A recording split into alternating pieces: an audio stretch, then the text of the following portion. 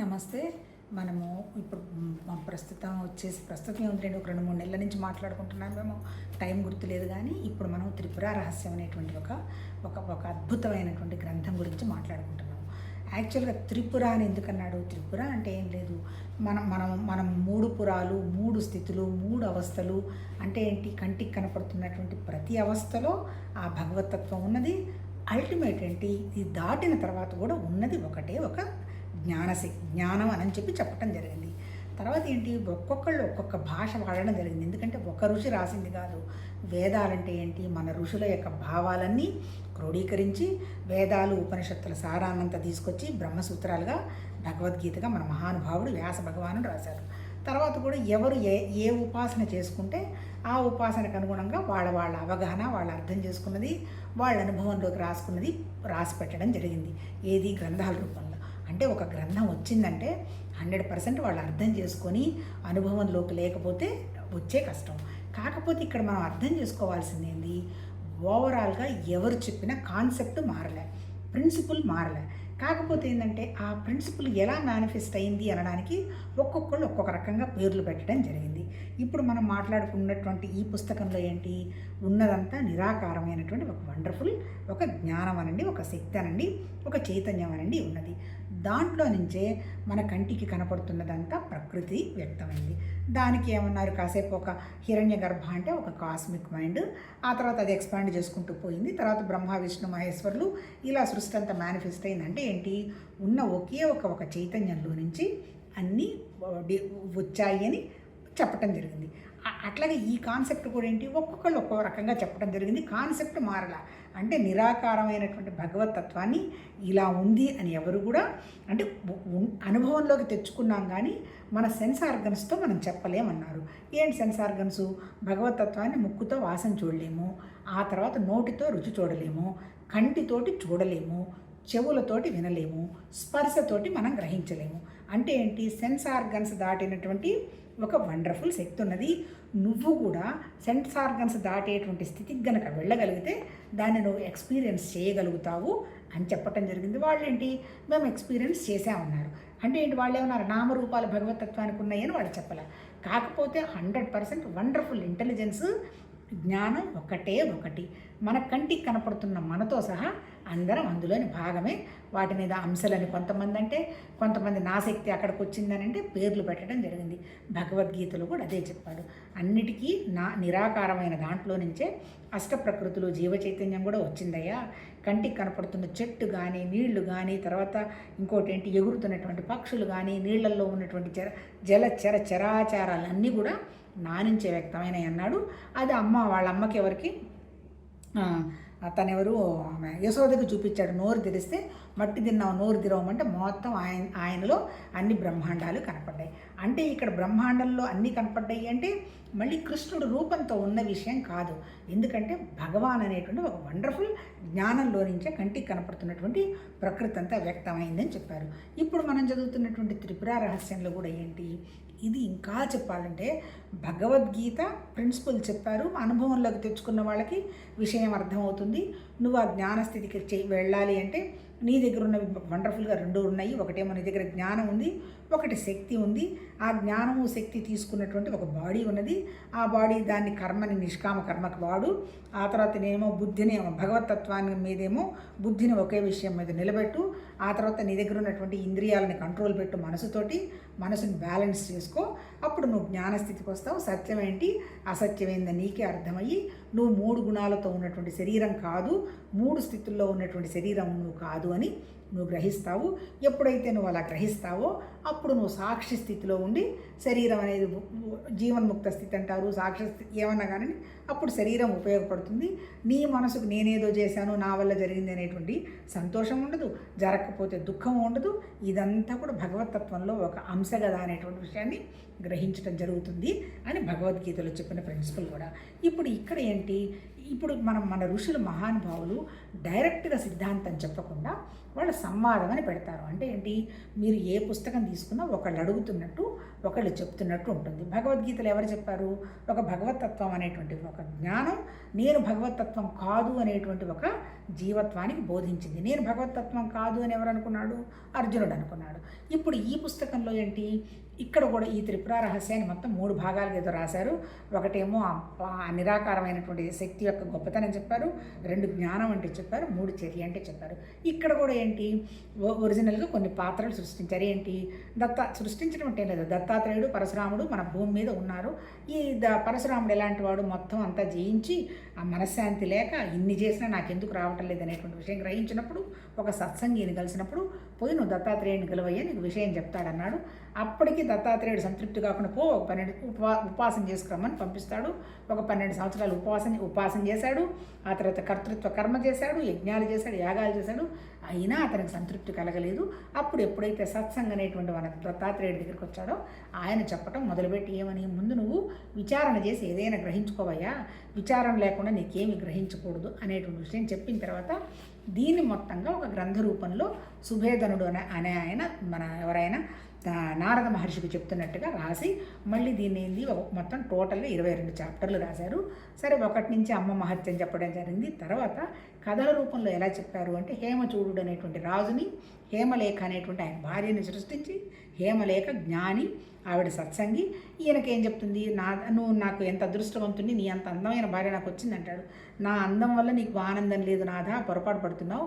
నీ మనసులో నువ్వు ఏదైతే ఊహించుకున్నావో అది నీకు ఇంద్రియాలతో తాదాత్మ్యం చెంది, మనసుతో తాదాత్మ్యం చెందిన తర్వాత నీ ఎదురుగా ఉన్నటువంటి ఏ వస్తువో ఏ పదార్థమో ఉంటే అది చాలా వండర్ఫుల్గా అనుకుంటున్నావు. ఏ ఉన్నా నీ ఆలోచన నీ భావం తప్ప ఇంకొకటి ఏమీ లేదు. నీ ఆలోచన నీ భావాన్ని నాదేమీ లేదు. అంతా ఆ జ్ఞానం అనేటువంటి ఒక భావంలో ఉండి నువ్వు చేసుకుంటూ పోతే నువ్వు సంతోషంగా ఉంటావని చెప్తుంది. ఆమె చెప్పింది వింటాడు. తర్వాత ఇది కొద్ది గొప్ప ధ్యానం చేస్తాడు, సమాధిలోకి వెళతాడు. జ్ఞానం సమాధి దాటిన తర్వాత కూడా కళ్ళు తెరిచి కూడా జీవన్ముక్త స్థితిలో ఉండొచ్చని గ్రహించి చాలా సంవత్సరాలు పరిపాలన చేశాడు. అయిపోయింది, అదొక కథ. ఇప్పుడు ఇంకోటి ఏంటి, 12 నుంచి 14 వరకు ఏం చెప్పున్నాడు. ఇప్పుడు మళ్ళీ ఇక్కడ ఇంకో 2 పాత్రలు సృష్టించాడు. ఏంటి, ఒక రాజు, 2 రాజులు, ఆ తర్వాత కొంతమంది ముని కుమారుని సృష్టించారు. ఇక్కడ ఏంటి, ఈ గుర్రాలను అంతా తీసుకెళ్ళి ముని కుమారుడు కొండ లోపల పడేస్తాడు. సరే, రాజు తమ్ముడు పోయి అవన్నీ తీసుకురమ్మంటాడు. వెళ్ళిన తర్వాత కొండ లోపలికి వెళ్ళి చూస్తే బ్రహ్మాండంగా ఒక పెద్ద సామ్రాజ్యం ఉంటుంది. బయటికి వచ్చిన తర్వాత చూస్తే 120 కోట్ల సంవత్సరాలు గడిచిపోతాయి. అసలు ఇదంతా ఏందయ్యా అంటే అప్పుడు ఇక్కడ చెప్పటం మొదలు పెడతాడు. ఏమి లేదయ్యా మహారాజా, అంతా నీ భావమేను. అక్కడ బ్రహ్మభావంలో ఏంటి, జ్ఞానభావంలో సృష్టి అంతా ఉంటే బాగుంటుందనేటువంటి చేశాడు. అట్లా 120 కోట్ల సంవత్సరాలు జరిగిపోయింది. నా భావనలో నా రాజ్యం గురించి నేను అక్కడ భావం చేశాను కాబట్టి అంత చిన్న ప్రదేశంలో కూడా పెద్ద రాజ్యంగా కనపడుతున్నది. అన్నిటికీ మూలం భావమేను. భావాన్ని కనుక అర్థం చేసుకొని భావాన్ని కనుక దాటితే టైము స్పేసు ఆబ్జెక్టు లేవు, నామరూప క్రియలు లేదు, ఉండేదంతా ఒకటే జ్ఞానం. ఇదంతా ప్రకృతి వస్తుంది పోతుంది అనేటువంటి విషయంగా చెప్పి అన్నిటికీ మూలం భావం అని చెప్పాడు. తర్వాత ఏంటి, భగవతత్వం సృష్టిని తయారు చేయడానికి ఏ పదార్థం అక్కడ ఆధారం లేదు. అంతే, ఇప్పుడు మనం ఎవరైనా ఈ పదార్థంతో భగవంతుడు సృష్టించాడని మనకి ఎవరైనా వచ్చి చెప్పారా? ఎవరు ఏ పుస్తకంలో చెప్పాల. ఆ భగవతత్వ సృష్టికి ఆధారం ఏంటి, ఆయన మనసులో ఉన్నటువంటి ఆ భగవతత్వం, ఆ జ్ఞానంలో ఉన్నటువంటి ఆలోచన ద్వారా అలా అయిపోయింది. అలాగే మన సృష్టికి కారణం కూడా మన భావాలు తప్ప ఇంకోటి ఏమీ లేదు. నువ్వు కూడా చూడు, నీ మనసులో ఎన్ని రకాల ఆలోచనలు వస్తున్నాయి, దానికి అనంగా నువ్వు ఎంత ప్లానింగ్ చేస్తున్నావు, ఎంత ఎగ్జిక్యూట్ చేస్తున్నావు, దానికి ఏమన్నా పదార్థం ఉందా? అంతే కదా. నాకు ఒక ఆలోచన రావడానికి పదార్థమే ఉంది. నేను ఎక్కడికో పొజిషన్కి వెళ్ళాలి, గొప్పదాన్ని కావాలనుకున్నాను. దానిలో నా దగ్గర ఉన్న ముడిసరికి ఏముంది, నా ఆలోచనే.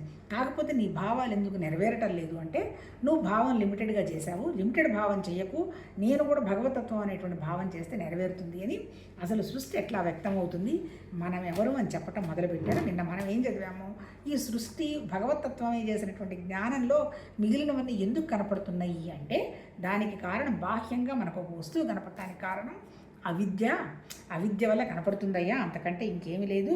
ఆ అవిద్యనే మనం తమస్సు అంటాము.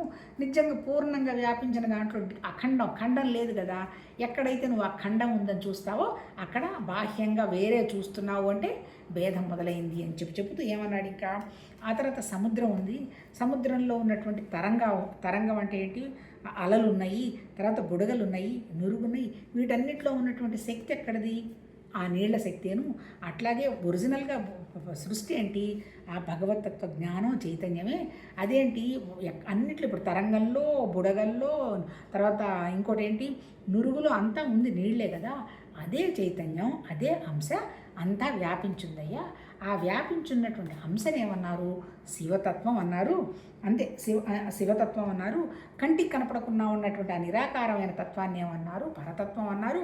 అంటే పరతత్వం ఏమో మనకు కనపడదు, శివతత్వం ఏంటి, ఆ భగవతత్వంలో ఉన్న అంశే శివతత్వము అని నిన్న చదువుకున్నాము. తర్వాత ఇంకేం చదువుకున్నాం నిన్న, ఈ ఒక్కొక్క చిదంశలో సామాన్య చైతన్యంగా ఉన్న శివతత్వం నేను అనుకున్నట్టు శక్తితత్వంగా చెప్పబడుతున్నది. అంటే ఇక్కడ అర్థం ఏంటి, భగవతత్వం పరతత్వం ఒకటే కనపడదు, ఆ కనపడకుండా ఉన్నటువంటి పరతత్వం యొక్క అంశ శివతత్వంగా వ్యక్తమైంది. ఆ శివతత్వం గమ్మునుందా, ఉండదు కదా. నేను అనేటువంటి భావం ఆ శివతత్వానికి కలిగింది. అంటే కొంచెం భేదం మొదలైంది. ఆ నేను అనుకుంటున్న దాన్ని శక్తి అని శక్తితత్వంగా చెప్పబడడం జరుగుతుంది. అంటే ఇక్కడ నేను వేరు కాదు, శక్తి వేరు కాదు, పరతత్వం వేరు కాదు, మూడు ఒకటే. కాకపోతే పరతత్వంలో నేను అనే భావం లేదు. శివతత్వం రావడంతో నేను అనేటువంటి భావం రావడంతో శక్తితత్వం వచ్చి పడింది. ఎందువల్ల వచ్చింది, అవిద్యయే వెలుపల ఉన్న వస్తువు వలె చిదంశలకు తోచును. ఎందుకు, మనకి పూర్తి జ్ఞానం అయితే భగవతత్వానికి లేకపోతే అప్పుడు మనకున్నటువంటి అవిద్య వల్ల నీకు డిఫరెంట్గా కనపడుతున్నది. ఏం కనపడుతున్నది ఇప్పుడు డిఫరెంట్గా, పరతత్వం, శివతత్వం, శక్తితత్వం. శివతత్వం మళ్ళీ పరతత్వంలో నుంచి వచ్చింది, కానీ శక్తితత్వంలో ఉన్నటువంటి నేను అనేటువంటి భావం ఒక శక్తితత్వంగా కనపడుతుంది అంటాడు. అదే జగత్తు అనేటువంటి చిత్రానికి ఆధారం. అంటే సపరేట్గా కనపడుతున్నది కాబట్టి ఇది ప్రపంచం, ఇది నేను అనేటువంటి నా భావం, లోపల ఉన్నటువంటి నా భగవతత్వం అనేటువంటి భావం అని అనుకోవచ్చు. అంటే జగత్తుకు కారణం ఏంది అంటే మన భేదమే. నేను అనుకుంటున్న శివతత్వం బహిపదార్థంగా తోస్తున్న అవిద్యను చూసి నేను ఇది అని తలచినప్పుడు సదాశివ తత్వం అని చెప్పబడుతున్నది. అంటే ఏంటి, పరతత్వం, శివతత్వం, మూడోది సదాశివతత్వం. సదాశివతత్వం ఏంటి, నేను అదే కదా అనేటువంటి భావం వచ్చినప్పుడు, అంటే ప్రపంచం కనపడ్డప్పుడు నేను అదే కదా అన్న భావం వచ్చినప్పుడు సదాశివతత్వం వచ్చింది అంటాడు. అదే అవిద్యయే తానైనట్లుగా అనుకుంటూ అది నేను అని తలచినప్పుడు ఈశ్వరుడు అని అనిపించింది. ఇప్పుడు ఇదే తత్వం ఏది, ఈ శివతత్వం నాది ఆ శక్తితో కూడి నాది అనుకున్నప్పుడు సదాశివతత్వం ప్రపంచం కనపడింది. ఇదే శివతత్వం నేను అనుకున్నప్పుడు ఈశ్వరతత్వం కనపడింది అంటాడు. ఇప్పుడు ఇక్కడ చెప్పదలుచుకున్నది ఏంటి, పరతత్వం, శివతత్వం, శక్తి, సదాశివతత్వం, లాస్ట్లో ఈశ్వరతత్వం. అంటే ఇప్పుడు 5 తత్వాలు చెప్పాడు. ఈ 5 ఎక్కడవి, మళ్ళీ ఒరిజినల్గా ఉన్నటువంటి జ్ఞానంలో నుంచి వచ్చినవి. కాకపోతే ఏంటంటే కొంచెం భేదంలో డిఫరెంట్గా కనపడడం మొదలు పెడుతున్నది. తర్వాత ఏం చెప్తున్నాడు, అనగా చైతన్యం ప్రధానమై అవిద్యను ఆవరించినప్పుడు సదాశివతత్వంగా, అవిద్య ప్రధానమై చైతన్యాన్ని ఆవరించినప్పుడు ఈశ్వరతత్వంగా కనపడును. అంటే ఇప్పుడు ఈ అవిద్య ఉంది కదా, అవిద్య అంటే ఏంటి, నేను వేరు అవతల వాళ్ళు వేరు అనేటువంటి సపరేట్ పదార్థం వచ్చి పడింది కదా. చైతన్యం కనుక అవిద్యను ఆవరించిందనుకో అప్పుడు అది సదాశివతత్వంగా కనపడిందట. అవిద్య వెళ్ళి చైతన్యాన్ని ఆవరించిందనుకో నేను అని కనపడిందట. అల్టిమేట్గా ఇవన్నీ ఒకటేనమ్మా, తర్వాత మాట్లాడుకుందాం. కనపడను ఈశ్వరతత్వములో చైతన్యం అప్రధానమై అవిద్య ప్రధానమగును. నేను ఈశ్వరతత్వం నేనే అనేటువంటి లోపల నేను అనుకుంటున్నాను అనుకో, అప్పుడు నాకు అక్కడ చైతన్యం ప్రధానం కాదు, ప్రధానం ఏంటి, నా అవిద్య అంటే నా మాయ అవును. సదాశివతత్వానికి ఈశ్వరతత్వానికి గల భేదమును అభేదమును విమర్శించు గ్రహించు శక్తి శుద్ధ విద్యాతత్వం నేను ఇది నేను అను 2 విధాలైన భావనల యందు అంతర్గతంగా ఉన్న నేను అనే చైతన్యాన్ని గుర్తించుట శుద్ధ విద్య, శివం శక్తి, సదాశివం, ఈశ్వరం, శుద్ధ విద్య అనే 5 తత్వాలందు అవిద్య ప్రబలంగా ఉండదు. వండర్ఫుల్ అబ్బా. అంటే ఇప్పుడు ఇక్కడ ఏం చెప్తున్నాడు, మన అవిద్య ప్రధానంగా కనుక ఉందంటే నేను ఈశ్వరుని, నేను అనేటువంటి పదం వాడుతుంది. చైతన్యం ప్రధానంగా కనుక ఉందంటే అంటే ప్రపంచాన్ని సృష్టిస్తున్నది భగవతత్వమే కదా, అక్కడేమవుతుంది సదాశివం అంటాడు. ఈ రెండిటికి భేదం అర్థం చేసుకొని ఈ బయట అంటున్నది నేనే, లోపల అంటున్నది నేనే అనేటువంటి విషయం కనుక అర్థం చేసుకుంటే దాన్ని శుద్ధతత్వం అంటాడు. మళ్ళీ ఇదంతా నిరాకారమే, ఇక్కడ ఇంకా పాత్రల ప్రవేశం జరగల. ఇది నేను అది నేను అనేటువంటి భావన అంతర్గతంగా ఉన్న నేను అనే చైతన్యాన్ని గుర్తించుట శుద్ధ విద్య, శివం, శక్తి, సదాశివం, ఈశ్వరం, శుద్ధ విద్య అనే ఈ 5 తత్వాలందును అవిద్య ప్రబలంగా ఉండదు. ఇప్పుడు ఇక్కడ చెప్పదలుచుకున్నది ఏంటి అనగా అది జడరూపమై కార్యంగా పరిణమించదు. అందువలన అద్వితీయమైన ఆత్మ చైతన్యం గోచరిస్తూనే ఉండును. ఆ కారణం చేత ఈ 5 తత్వాలను శుద్ధతత్వాలు అందరు. అంటే ఇక్కడేంటి ఇంకా అశుద్ధం కాల. ఎందుకు కాల? ఒక పదార్థమో ఒక క్రియో ఒక శక్తో ఏం జరగల. జస్ట్ ఇవన్నీ ఒక భావాలే. ఏం భావాలు? పరతత్వం, శివతత్వం, శక్తి, సదాశివతత్వం, ఈశ్వరతత్వం. ఆ తర్వాత ఏంటి? అదే చైతన్యం నేను అనుకున్నప్పుడేమో ప్రపంచం, లేదు నాది అనుకున్నప్పుడేమో ఈశ్వరతత్వం. ఇదంతా వచ్చి ఈ రెండింటికి కలిపినటువంటి భేదాన్ని కనిపెట్టగలిగినప్పుడు శుద్ధతత్వం అన్నాడు. అంటే ఈ 5 కూడా కరప్ట్ కాలే. ఎందుకు? ఇదేదో నాకు కావాలి, దీనికోసం నేను కృషి చేయబోతున్నాను, ఈ పదార్థం ఇట్లుంది, ఈ పదార్థం ఇట్లా ఉంది అనేటువంటి విషయంగా రాలా. అంటే ఈ 5 తత్వాలు శుద్ధంగానే ఉన్నాయి. తర్వాత ఏమైందో చూద్దాం. ఆ తర్వాత ఈ అవిద్యయే జడశక్తి. జడ అంటే ఏంటి? జడత్వం అంటే ఏంటి? ఇనర్షియా. లైఫ్ అంటే ప్రాణం ఉంది, చైతన్యం. ఈ జడత్వానికి ఏం చైతన్యం ఉంటుంది? ఏం ఉండదు. అంటే మనకి తెలియకపోవటమే జడత్వం. అంటే జడత్వం ఉన్న చోట మనకేం అర్థం కూడా కాదు. అందుకే కదా వీటికి అనుగుణంగా 3 గుణాలు చెప్తున్నాడు కదా, సత్వగుణం, తమోగుణం, రజోగుణం. తమోగుణం అనేది జడం, అంటే అండర్స్టాండ్ కూడా చేసుకోలేరన్నమాట. ఇప్పుడు ఇక్కడ చెప్తున్నది ఏంటి? ఈ జడత్వమే, ఈ అవిద్యయే జడత్వం. అదే భేదశక్తి. అంటే జడం అంటే ఏంటి? డిఫరెంట్గా చూడటం.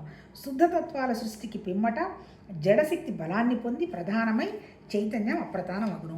ఎప్పుడైతే జడశక్తి అంటే ఈ అవిద్య పవర్ అవుతూ ఉన్నదో చైతన్యం ఇక బయటికి రావడం తగ్గిపోతుంది. అంటే చైతన్యం పాపం లోపల ఉంటుంది, కానీ అదేమి మేనిఫెస్ట్ అవ్వదు. ఇప్పుడు మేనిఫెస్ట్ ఎవరు అవ్వబోతున్నారు? ఈ అశుద్ధం, ఈ జడము, ఈ అవిద్య అవ్వబోతోంది. వస్తువు ధర్మి అని, దాని గుణమును ధర్మం అని చెప్తారు. ఇప్పుడు ఒక వస్తువు ఉంది. వస్తువు అంటే ఏంటి? ఇప్పుడు పంచభూతాలు ఉన్నాయి. నిన్న కూడా మాట్లాడుకున్నట్టున్నాం. పంచభూతాల్లో భూమి తత్వం ఉంది. భూమికి ఉన్నటువంటి పొటెన్షియాలిటీ ధర్మం, అది సృష్టించే పద్ధతులన్నీ ధర్మి. అలాగే ఏంటి? మన దగ్గర లోపల ఉన్నటువంటి మన దగ్గర ఉన్నటువంటి నేను అనేటువంటి ఆ భగవతత్వం, ఈశ్వరతత్వం అనేది ధర్మం. లేదు నాది శరీరం, నా శరీరం ద్వారా ఏదో జరిగిపోతున్నాము అనేది ధర్మి. అంటే ధర్మి అనేది ధర్మం. వస్తువు ప్రధానం, దాని గుణం అప్రధానం. ఇక్కడ జడశక్తి ధర్మి అయి చైతన్యం దానికి ధర్మంగా ఉండును. ఇక్కడ జడశక్తి ఏంటి? అది జస్ట్ ధర్మి అంతే కదా. ఒరిజినల్ ధర్మం ఎవరు? చైతన్యమే, భగవతత్వమే కదా. కానీ ఆ భగవతత్వం అనేది మేనిఫెస్ట్ కాలేదు కాబట్టి ఇది కొన్ని గుణాలు తయారు చేసుకుంది. ఎవరు? ఈ జడశక్తి గుణాలు తయారు చేసుకుంది. ధర్మీయ చైతన్య ధర్మంగా శుద్ధతత్వాలు 5 ఎందు చైతన్యం ధర్మి అయి జడశక్తి ధర్మంగా ఉండును. అంటే ఏంటి? ఇప్పుడు శుద్ధం పైన 5 తత్వాలు ఉన్నాయి కదా, అక్కడ అవన్నీ ఏంటి? వాటికి లక్షణాలు ఉన్నాయి. కానీ ఒరిజినల్ ఎవరిది? మళ్ళీ దాని దగ్గర ఉన్నటువంటి కనపడటానికి రెడీగా రావడానికి పెట్టుకున్నది ఎవరు? అది జడశక్తి అంటాడు. భేదబుద్ధి ప్రబలమై జడశక్తి ధర్మిత్వమును పొంది మాయాతత్వం అగును. అంటే ఇప్పటిదాకా మాయ లేదు. అంటే ఎందుకు మాయ లేదు? దేనికి ఉన్నటువంటి ధర్మం దానికి ఉండి అది కంఫర్టబుల్గా ఉంది. ఎప్పుడైతే జడశక్తి ధర్మి అయి చైతన్యం దానికి ధర్మంగా ఉండును. శుద్ధతత్వాలు 5 ఎందును చైతన్యం ధర్మి అయి జడశక్తి ధర్మంగా ఉండును. భేదబుద్ధి ప్రబలమై జడశక్తి ధర్మిత్వమును పొంది మాయాతత్వం అగును. ఎక్కడైతే మనకు భేదభావం కనపడుతుందో అక్కడ ఇంకా మనకు మాయ ఆవరించడం మొదలుపెట్టింది. మాయ అంటే ఏంటి? లేనిది ఉన్నట్టు కనపడటం. అసలు ఒరిజినల్గా ఉన్నది ఏంటి? ఒరిజినల్గా ఉన్నది జ్ఞానం. ఇప్పుడు మనకి ఏం కనపడేట్టుగా మొదలు పెట్టారు? శివతత్వం మొదలైంది, శక్తితత్వం మొదలైంది, సదాశివతత్వం మొదలైంది, ఈశ్వరతత్వం మొదలైంది, జడతత్వం మొదలైంది. జడతత్వం ఎప్పుడైతే మొదలైందో దానికి కొన్ని జడతత్వం మళ్ళీ ధర్మమై కూర్చుంది. దాంట్లో నుంచి మాయ ప్రబలమైంది అంటాడు. ఎందువల్ల? భేదం వల్ల. భేదబుద్ధి ప్రబలమై జడశక్తి ధర్మిత్వాన్ని పొంది మాయాత్వం అగును. మాయ చేత ఆవరించబడిన చైతన్యం సంకుచితమైన. ఇప్పుడు ఆ చైతన్యం ఎక్కడుంది? మన దగ్గర ఉంది, సర్వత్రా ఉంది కదా. దానికి ఇక్కడ ఉంది అక్కడ ఉందని లేదు కదా జ్ఞానం. కానీ ఈ జ్ఞానస్థితిలో ఉన్నప్పుడు పెద్ద టెన్షన్ లేదు. ఎప్పుడైతే ఇక్కడ భేదం మొదలైందో అవిద్య వల్ల ఈ జడశక్తి ఏమైపోయింది? ఇది మాయ వెళ్ళి చైతన్యాన్ని ఆవరించింది. ఇప్పుడు మన కంటికి కనపడేదంతా ఏంటి? మాయనే. మనం ఎవరినైనా చూసినా మాయనే, మన దగ్గర ఉన్నది మాయనే. అంతేగాని వాళ్ళ దగ్గరే జ్ఞానశక్తి ఉంది అనేటువంటి చూసేటువంటి స్థితి మనకి లేదు. సర్వత్రా జ్ఞానం ఉందని చూసేటువంటి స్థితి కూడా లేదు. ఎందుకు? అంటే మన కంటికి కనపడుతున్నదంతా మాయేగా, మనకు కనపడుతున్నదంతా భేదమేగా. దానివల్ల మనకు ఆ సృష్టి లేదు అంటాడు. అది మాయాత్మ. మాయ చేత ఆవరించబడిన చైతన్యం సంకుచితం అయిపోతుంది. ఎప్పుడైతే మనని మాయ కమ్మేసిందో ఇక మనం లిమిటెడ్ అవుతాం. మళ్ళీ మాయ అంటే ఏంటి? మళ్ళీ ఇక్కడ కూడా ఇంకా సృష్టి ఇవేం చెప్పటల్లా. అప్పుడు ఏమవుతుంది? ఎప్పుడైతే మాయ చేత ఆవరించబడిన చైతన్యం సంకుచితం అయిపోయిన తర్వాత 5 లక్షణాలు వస్తాయి అంటున్నాడు. ఏంటది? మాయ వల్ల వచ్చే లక్షణాలు ఏంటి? కళ, అవిద్య, రాగం, కాలం, నియతి అనే 5 కంచుకాల చేత చుట్టబడి చైతన్యం పురుషుడగును. అంటే ఇప్పటిదాకా ఇంకా ఒక పదం వాడల, శుద్ధ చైతన్యం, ఈశ్వరతత్వం అనే వాడాడు కదా. ఇప్పుడు ఏమంటున్నాడు? 5 లక్షణాలు వస్తాయి అంటున్నాడు. ఏంటి 5 లక్షణాలు? అవిద్య అంటే ఫస్ట్ లక్షణం ఏమంటున్నాడు? కళ అంటున్నాడు. కళ అంటే ఏంటి? చేస్తున్నాం పని కానీ పూర్తిగా దాని మీద మనకి స్వతంత్రం లేకుండా లిమిటెడ్ ఏరియాలో పనిచేస్తున్నాం. కళ అంటే ఇప్పుడు సూర్యకళ, చంద్రకళ అంటాడు. అంటే ఏంది? చంద్రుడు పరిపూర్ణంగా ఏం లేడుగా, ప్రతి క్షణం మారుతూనే ఉన్నాడుగా. అంటే ఇలా మారుతున్నటువంటి వ్యవహారం మొదలైంది అనమాట. మార్పు అంతా ఎక్కడ వచ్చేది? ప్రకృతిలో కదా కళ. నెక్స్ట్ అవిద్య. అవిద్య అంటే ఏంటి? ప్రకృతిలో మారిపోతున్నది. అవిద్య అంటే భేదభావం చూడటం మొదలుపెట్టాం. ఎక్కడో ఎవరో చెప్తున్నారు పాపపుణ్యాలంటూ ఏం లేదు, ఎక్కడ నేను వేరు భగవతత్వం అనేటువంటి వేరు ఎప్పుడైతే మనం పెంచుకుంటున్నామో అదే పాపం. లేదు, నేను భగవతత్వం ఒకటే అనేటువంటి భావం కనుక మనం పెంచుకుంటూ ఉంటే అదే పుణ్యం. అంటే సరే, ఇప్పుడు ఇక్కడ చెప్పదలుచుకున్నది కళ, పూర్తి పర్ఫెక్షన్ లేదు.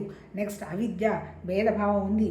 2 రాగం అంటే మనకు కావాల్సిన వాటి మీద ఇష్టాలు, అయిష్టాలు, కోరికలు మొదలైనవి.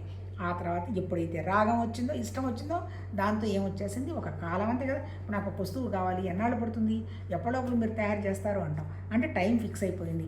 అలాగే రోజులు, వారాలు, నెలలు అంతా కూడా కాలం. అంతకుముందు కాలం లేదు. అంటే ఏంటి? శుద్ధ చైతన్యంలో కాలం లేదు, ఈశ్వరతత్వంలో కాలం లేదు, ఆ తర్వాత సదాశివతత్వంలో కూడా కాలం లేదు. ఇక్కడ ఎప్పుడైతే మాయ వెళ్ళి చైతన్యాన్ని ఆవరించిందో పని పూర్తిగా ఉండకుండా పోవడం, అవిద్య, రాగం, కాలం, లాస్ట్లో వచ్చి ఒక నియతి. ఆ నియతి ప్రకారం తయారవుతూ, నియతి అంటే ఏం లేదు, ఒక దాన్ని ఏమంటారు? ఒక క్రమ పద్ధతి. అంటే ఏంటి? మనం జరుగుతున్నది అంటే ఏదో ఒక కారణం ఉంటుంది. అంటే ఈ కారణాలు ఏంటి? ఏదో సంస్కారాలు, ఆ ప్రకృతి, what ever it may be. అంటే ఇవన్నీ వచ్చి పడ్డాయి అంటాడు. ఈ రావడాన్ని ఏమన్నాడు? ఎక్కడైతే ఈ 5 లక్షణాలు వచ్చి పడ్డాయో అప్పుడు పురుషుడు అనే పదం వాడటం మొదలుపెట్టారు.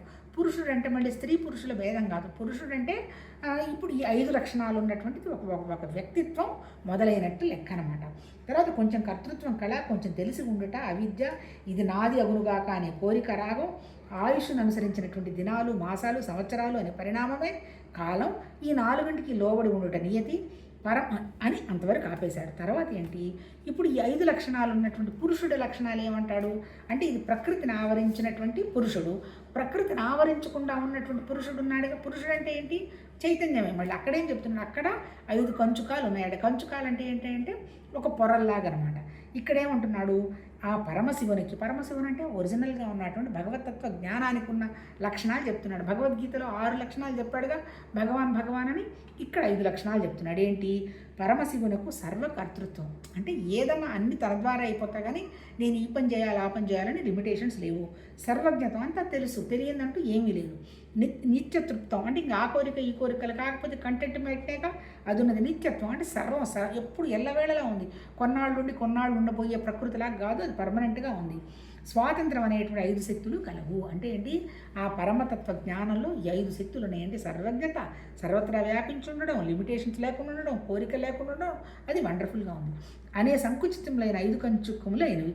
ఈ 5 కంచుకాల చేత చైతన్యానికి పురుషుడనే వ్యవహారం ఏర్పడుతున్నది. అంటే ఏంటి?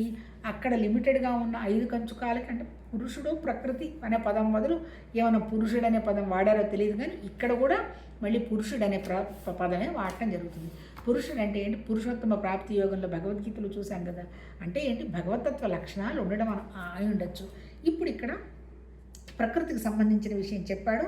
ఒక పారాగ్రాఫ్ చదివి రేపు ఎక్స్ప్లెయిన్ చేసుకుందాం. జనుల యొక్క విచిత్రములైన కర్మ సంస్కారాలు అనాదిగా ఉన్నవి. అంటే ఏంటి? మన సృష్టి ఆది అనాది.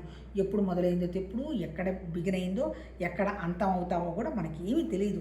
మనకి తెలిసిందల్లా ఒకటి విషయం. ప్రస్తుతం మనం ఉన్నాం, ప్రస్తుతం హ్యాపీగా మాట్లాడుకుంటున్నాము. అందుకే మన ఋషులు కూడా జరిగిపోయిన వాటికి, జరగబోయిన వాటికి వెళ్ళకుండదు.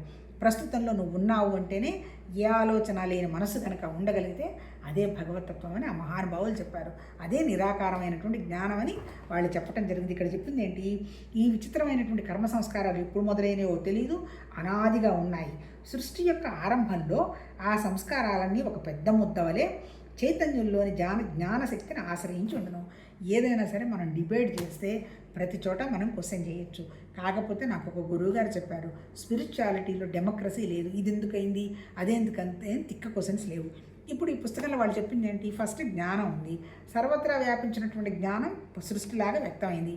అక్కడ అసలు అవిద్య, ఆ తర్వాత ప్రకృతి ఎక్కడి నుంచి వచ్చి పడ్డాయి అంటే వచ్చి పడ్డాయేమో మరి. అంటే అందుకనే ఏం చెప్తున్నాడు, జనుల యొక్క విచిత్రం అంటే ఇప్పుడు మనం ఈ పారాగ్రాఫ్కి వచ్చేటప్పటికి ఇంకా సృష్టి మొదలైంది. జనులు అనే పదం వాడుతున్నాడు. అంతకుముందు ఏం వాడాడు? భగవతత్వంలో పురుషుడు అనే పదం వాడి వదిలేశారు. ఇప్పుడు మన మనుషుల గురించి మాట్లాడటం మొదలుపెట్టారు. మన మనుషుల యొక్క సంస్కారాలు, కోరికలు ఎప్పుడెప్పుడు ఉన్నాయో మనకి ఎవరికీ తెలియదు. అది పూర్తిగా అనాది అంటాడు. ఈ అనాదైనటువంటి సంస్కారాలు ఎలా వచ్చాయట? సృష్టి ఎప్పుడైతే ప్రారంభం కాగబోతుందో మన సంస్కారాలని ఒక ముద్దలాగా ఉన్నాయట. ఒక పెద్ద ముద్ద వలె ఎక్కడున్నాయి అవి? భగవతత్వాన్ని ఆశ్రయించుకొని ఉన్నాయి. అంటే మనం సపరేట్గా లేము, కానీ భగవతత్వంతోనే ఉన్నాము.